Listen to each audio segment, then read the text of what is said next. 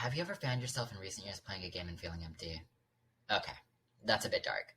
In a lighter context, have you ever found yourself playing a game and feeling as though you've enjoyed sinking hours into this game and grinded to no end, but now that you're actually progressing the plot, you find yourself bored rather than engaged, waiting for that stupid endless dialogue box to disappear to get back to whatever combat you've been enjoying in the outside world? Well, I unfortunately don't have a cure to your boredom with the game story. But there may be a reason connected to this boredom within plot progression. Aside from the annoyance people feel from the linearity forced onto them within story segments compared to the outside world, a larger, less seen aspect of this boredom may stem from the lack of connection the player feels to the actual plot laid out before them. The lack of actual empathy players feel towards a character and their plights can affect connection to the plot, which in turn affects feelings towards the actual task of plot progression. Look, in all honesty, this shouldn't be much of a revelation. When consuming any form of media that attempts to tell a story, whether that be books, movies, video games, etc., the consumer is more likely to be engrossed with what they're doing if they are engaged in the actual plot. The risk of what could occur with the villain's and main character's next move, or the strange occurrences going on within the game world that need to be put to a stop by the main group of characters. A player remains engaged with the plot and avoids the feeling of a main quest dragging on when the plot can actually capture the audience's interest. The question in this context then becomes not, why am I bored while playing this game's story, but instead, what do games need to focus on more in order to actually provide a connection to the plot for the audience? And while the idea of just destroying the overworld may seem appealing, a far better way to make your plot engaging is focusing more on your game's characters. I mean, this may sound dumb. In what way would stronger characterization trump a really evil villain who has done a lot of bad things? And there's a real reason for this triumph. Actual characterization and inevitable character growth and progression throughout a story allows time for the audience to build a connection to the character, forming actual feeling towards the character and growing an investment in what can happen to them, what their next move will be, and what their motivations are for doing what they do. Not just becoming attached to these characters, but also subconsciously gaining an investment to the plot, which will have a primary influence on these characters, creating a connection and investment that will last the entirety of the story, keeping the audience wondering what may happen next for a hero or a villain. These actual connections far outweigh the seemingly cheap idea of simply making an evil villain who has caused a lot of destruction, because simply relying on the idea that your players will inherently be empathetic to the troubles of these characters without fleshing them out, just because they're fighting someone who has hurt others, will create a story that seems less engaging and more emotionally manipulative.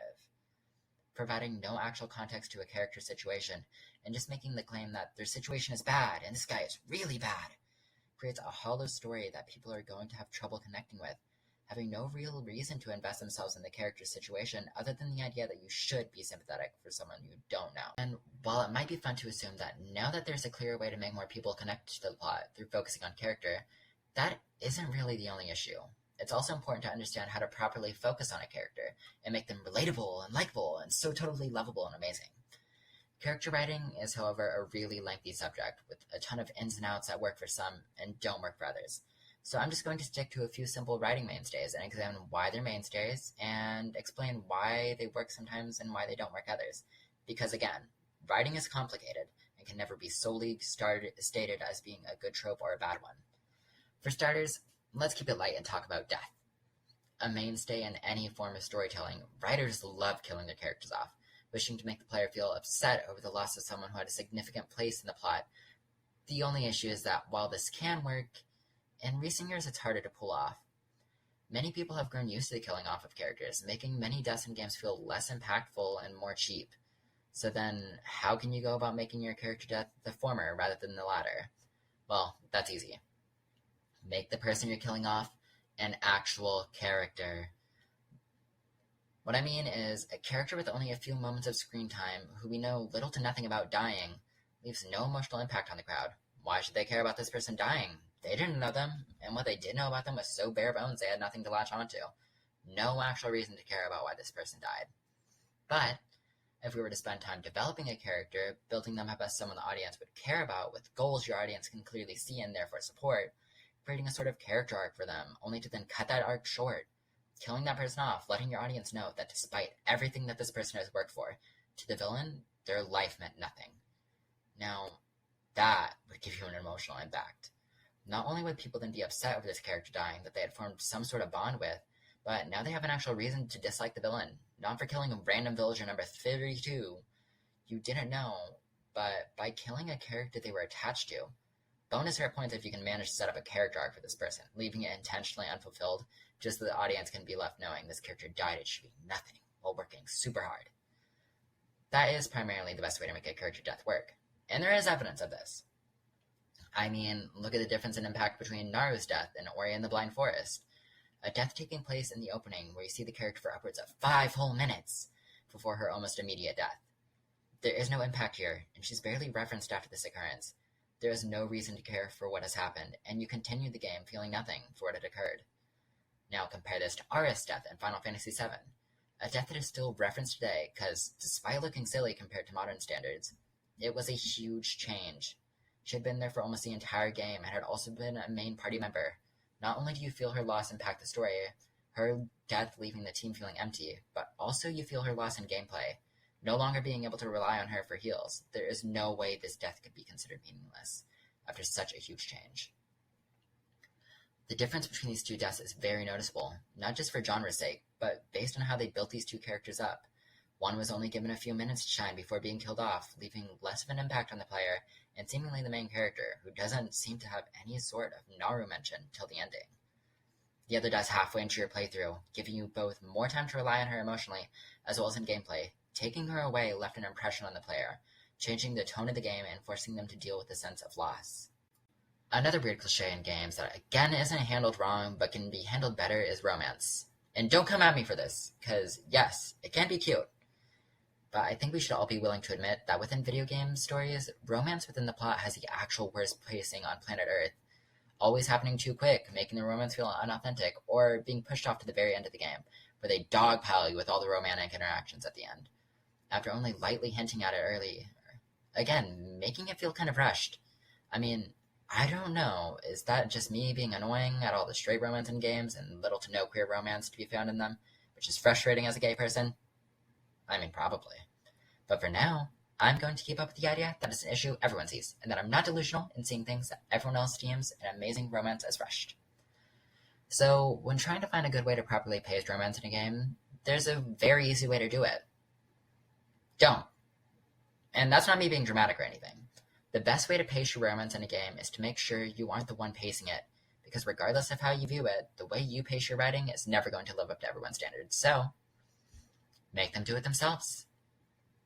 Look, that's not some sort of dig at the audience, by the way, or some sort of passive-aggressive, if you think you can do it better, then do it thing. It's a genuine recommendation. In recent years, there's been an issue with properly pacing romance in games, when it's scripted into the story, like in Tokyo Mirage Sessions. What's it got? It's got this whole, weird off-flirting thing between the two main protagonists that isn't paced too fast, but it's so weird considering the fact that at the end of the game, there is nothing that it does with this. The relationship goes nowhere. They just stay friends. It's odd. So, instead, I suggest going the farming sim route, i.e., make players pace the romance themselves. To expand, within farming sims, while there is the underlying goal of progressing your farm to feed into the capitalistic machine and inevitably hold the rest of your village within your almighty rich grasp, there's also the side content of romancing the villagers, or just befriending them.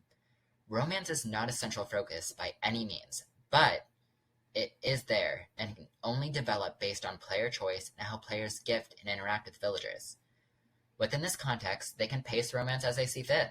If they think they want to get married in year 1, they can. If they want to wait till year 4, by all means, go ahead. If they're not interested in any romance, that's okay.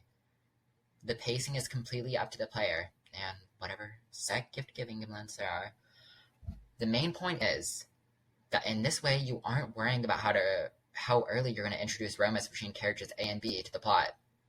And it also gives more variety to the romance. Because let's face it, everyone is going to have a favorite, and 80% of the time it's not going to be your set love interest. So let them choose. And then people can't really pin pacing issues on you, because it's up to them to develop that romance. And yeah, I'm dissecting this as if it's some commonplace thing. But even I immediately forget that this may be a ploy to avoid that pacing. Because at the point I pick up that game, the only reason I'm not holding hands with that hot emo boy isn't because of the writer. It's because I'm wasting too much time on the declining economy and restoring the town to its former glory, instead of spending my valuable time on 18-hour trips within the mine, collecting rocks to get someone to like me, dreading the inevitable reach of dawn that will cause me to black out and reset all of my progress when someone travels down 50 floors in 4 hours to rob me and drag me back home. I don't learn my lesson and have to do this like 12 more times before I finally learn to properly budget my time. Look, the point is, with a system of player-chosen romance, that weight of romantic writing is kind of taken off your shoulders and allows you to focus on more important things, like minigames everybody's going to complain about, and how to actually portray people falling in love organically, which is a whole other can of worms that I have no tips on, so good luck with that. But that's all there is to slightly improve your romantic pacing, although there may be alternatives, so don't wholly take my word on this one. That's all the cliches I really want to talk about today, to make your characters and story more intriguing, and the only real explanation I could think of to explain why characterization is so important to engagement. But if you can think of any other reasons, make sure to tell me about them in the comments. And if you wholeheartedly disagree with me and think my explanation on character trope improvement and character writing being a reason for you to be engaged in the plot, also make sure to tell me in the comments. I thrive on differing opinions, and I'm dying to know what you all think might be your reason for engagement. Anyway, bye-bye!